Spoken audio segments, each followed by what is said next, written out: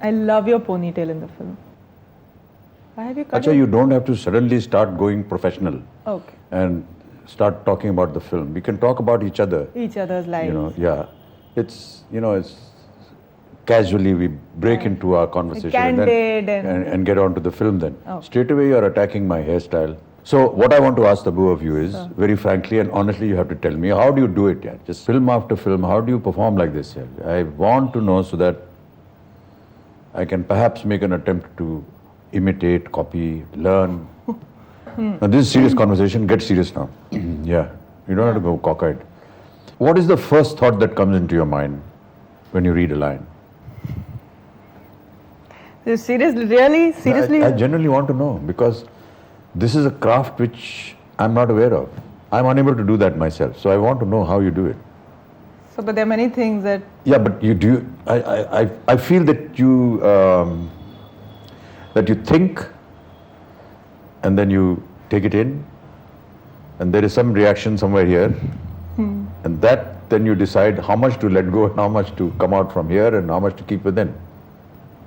I was just telling the gentleman who was here before that one of the qualities of what I believe of a good artist is if he can listen properly, if he can listen correctly.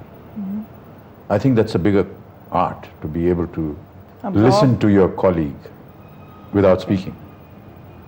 Okay. And because if you're going to be listening to me properly, then obviously I'm doing something right, therefore you're listening to me properly. And that's how I would like to relate to artists performing. I think... Do you think that that's a fair judgment? A big part of it is what you have with the other actor and what's happening between the two people in front of the camera. I don't think that you can really actually do it alone, or it's something that is isolated from others around you. So I can't see it objectively, but I don't know. I don't think about how I'm doing it. What if you didn't have somebody who you felt was delivering the kind of response that you need to be able to respond to him? You know what I mean? Would that become an awkward situation for you? I would still try to do what I'm supposed to do, and be true to what I'm supposed to be feeling at that point. Right. Yeah, you're not always fortunate to have great rapport, professional rapport, or a chemistry with the other actors. I don't know how you see a scene. I mean, we're really getting very technical here, but what the heck. When you get the scene, a lot of people just want to read their lines first and say, what have I got to do, what have I got to do, and finish. But I think unconsciously somewhere, all artists, when they read the scene, they also read the other person's lines, and they actually mentally perform those lines before they come to their own line. Do you find yourself doing that sometimes? And then, worse, if the way you have performed in your mind about the other person, he doesn't deliver the way when the camera rolls, then it's disbalancing, it sort of unbalances you. I sometimes feel that. Yeah, I mean, overall, if things on the set are not just what I'd imagined them to be, then I really feel like, oh my God, I shouldn't have thought of it to be like this. Everyone has their own perception of the scene and their character, but most of the time it's not what you've imagined. So I prefer not to have a picture in my head about what's going to happen. Also, the reverse could happen. Like, you have imagined that this character should behave like this, should speak like this, and when he does speak like this, this is the way I'm going to respond with my lines. But what if he surprises you by doing something which is even better than what you had imagined? That also can throw you off, doesn't it? Yeah, that would challenge my own spontaneity and responses, I think. Yeah. So you have I to be find that prepared. happening a lot when I'm working with you. Because You know, when I read a scene with you, I imagined in my mind that, okay, Tabu is going to behave like this and speak the lines like this, and I will say like this. But when the camera rolls, you surprise me by doing totally different from what I had imagined. Better, obviously. And I suddenly find myself controlling myself, checking myself, because somewhere in my mind I've already mentally decided this is the way I'm going to act. But because your response has been different from what I had imagined, I have to quickly do a rethink in my mind and then perform. So it's a tough job. What I'm trying to say is a tough job working with you. Please don't say that. Others will not work with me. Now that I have honestly analyzed the middle of this very serious debate Discussing about acting, cinema and art and acting, and performing, and performances. The just imagine subtleties that of you're with Mira or somebody like that, or some of the several French films that you've done. I have to write a thesis about chemistry between actors. Yeah, you should be able to do that. So come on, So, this is a free for all. You can abuse me, you can do what you like. Just don't hit me because I don't like your high heels. you're not predictable either. No, I think your personality is that, and it comes through in your work. I'm not predictable. Okay. At least I don't think that I can predict what you're going to do in the shot. But having said that, I think also in Chinikam, Can I remind you where you last stopped? Yeah. You were saying, having said that, I wish to say that you're a pretty stupid actor or whatever. Say it. Don't hesitate to say whatever you want to say. I think in Chinikam you're not your usual self. Okay. Yeah. And what is my usual self? My usual predictable self, or No. The streak of unpredictability is lessened? no, is- it's always there. Okay. As a person, as a performer. I'm not there in Chinikam like that. Is that a negative or is that a... It's a great thing. It's a great positive. Yeah. I love you, Tabu. Thank you so much. For a moment I thought that See, you were going to kick me or something like that. Oh, yeah, right. But see, I loved what I felt while working with you, personally. So, I think whatever I felt has come across on screen. I don't know how you felt. If you know that person. If I know that or if you don't know that If I know the person, then I find myself sometimes maybe holding it back. If I have to Why? scream at you or get emotional with you, I just feel that because I know you so well, I may not be able to go full out. And I say this because I felt that in my personal experiences, on many an occasion, that happened to me. I was working in a film called Shakti with Dilip Saab, and my co-artist, the lady opposite me, was Smita Patil. And even though I had known of her and seen her on television and so on and so forth, I had not actually ever worked with her. So she has come with, for me, as a certain amount of knowledge that, where she's coming from, who she is, and so on and so forth. And the first scene that I had to do with her was a rather important and difficult one for me. It was the drunk scene where, I don't know if you know the film at all. Very well. When I talked to her that About your father? my father having two sons, or I having two fathers. And for me, I was very apprehensive as to how I'm going to be able to do this very awkward scene, very difficult. I've got to be drunk, I've got to be emotional. I'm talking about my father, who I feel is not behaving correctly with me. And I'm doing that with this lady in front of me who's a very accomplished artist. But it's the first time I'm going to be working with her. For some reason, I think if you're working with somebody new, very, very guardedly, somewhere an impression comes inside you that I must do well, I must impress this person right now by my performance, because it's the first time we're working together. And because of that situation, you come out doing something really good. But that shouldn't happen.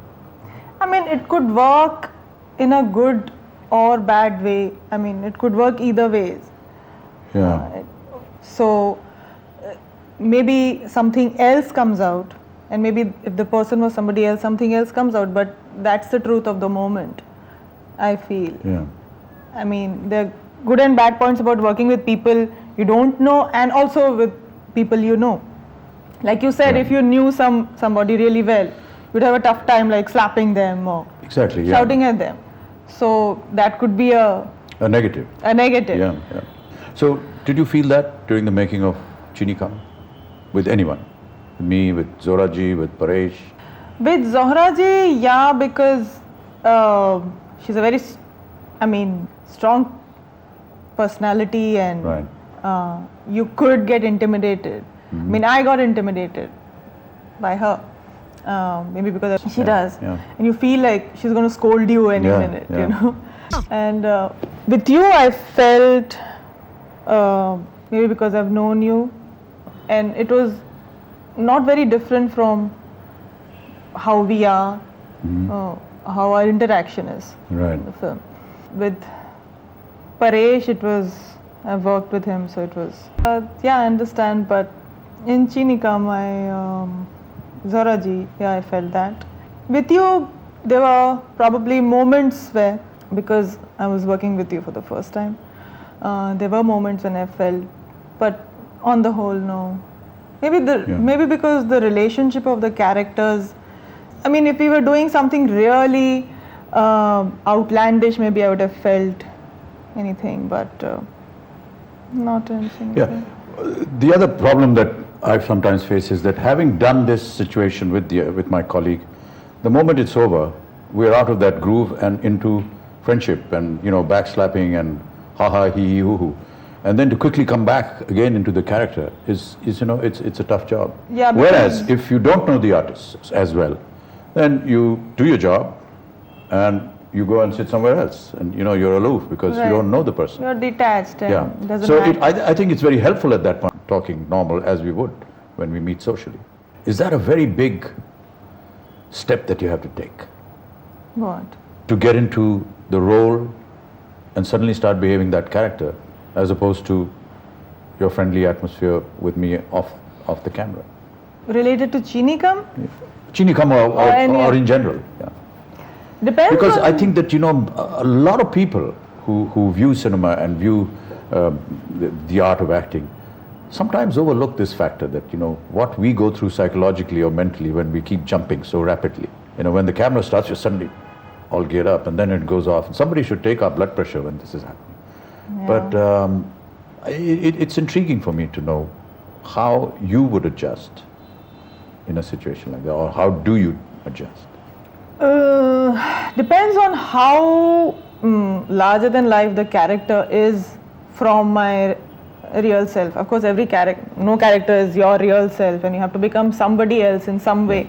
But if it is the disparity between what I'm feeling that moment and between what I have to do is so huge, then it would be very difficult, and of course it would require some adjustment. But how do you feel about it? I think that with time, and because of the number of years that we spend in front of the camera and the number of films that we do with such rapidity, we somehow become almost mechanical as far as the change in attitude is concerned. I'm not saying that all of us become mechanical in front of the camera as far as our roles are concerned, but I think that this process of jumping in and jumping out and jumping in and jumping out has almost become a habit. Yeah, it's almost like a habit. Yeah. And sometimes in society, in social life, in our real life, we find ourselves doing that. Roles, yeah. And it's very intriguing for an outsider who's not in films, who's unaware of how we behave, to adjust to that. So, you and me could be talking and say, "To maine usko ye kaha, to wo wahan gaya." So they actually start looking if there's somebody there, But this is something that we would do normally in front of a camera, as part of our acting ability. Yeah. So that And cinematic they get so taken up, they language- actually start looking, where did he look and who's that person that he's because talking that's to? the language that we are used to speak, Exactly, the cinematic language which nobody else can understand. That's why I think, it's difficult to get along or understand people outside of the film industry for them to understand us and for us to get along well with them. Yeah. So, And this has been a very often complaint from people who are unaware of this practice of ours. It's not really a practice, I find this sometimes offensive. And therefore, a lot of misunderstanding takes place. They feel that there's a certain amount of arrogance because they are a clique of their own. They behave differently. but we are, and we do. Fine. Yeah. But this is because of our profession. Yeah, exactly. If we were to sit with a Not group of doctors, they would say, nothing else but, you know, मैंने आज वो किया, जैसे किया, इसको काटा, and that would be really strange to us. Exactly, yeah. Because who knows what they talk when they're on the operating table. I mean, I've witnessed an operating theatre while this is on, and they don't talk anything about medical. They are cutting away somebody and say, तो आज golf में किधर खेलने का है? They कहा क्या कर रहा है आज शाम को movie जाएंगे? And they are performing some very intricate details on a body. Likewise, when we have a situation, I don't know whether we immediately relate to that as yet another performance, or we know what he's going to say. Let's say we're driving on the road, an accident happens. Okay, sometimes you get really involved because somebody is hurt and all that. But do you unconsciously see yourself looking at other people's expressions? वो rickshaw वाला कैसे देख रहा है? You know, this happens. And it's very, Sometimes it's not deliberate. No, it's not deliberate. Yeah. And sometimes I'm looking at, am I giving the right expression right now or not? Yeah. I hope I'm not going to be misunderstood. I better get a little grim looking or whatever it is. So this is how I'm supposed to look if I'm worried, and this is how I'm supposed to look in a public gathering or at a funeral or at a birthday party or this thing. Yes. So am I making the right face sort of a thing? Yeah. So this is a dilemma. That's a dilemma with all of us. It's the truth about all of us also. Sometimes, I mean... so how does somebody know what your real self is? Never. Because you never know when we're putting... But I mean, right now we're giving our best performances as we're talking to each other.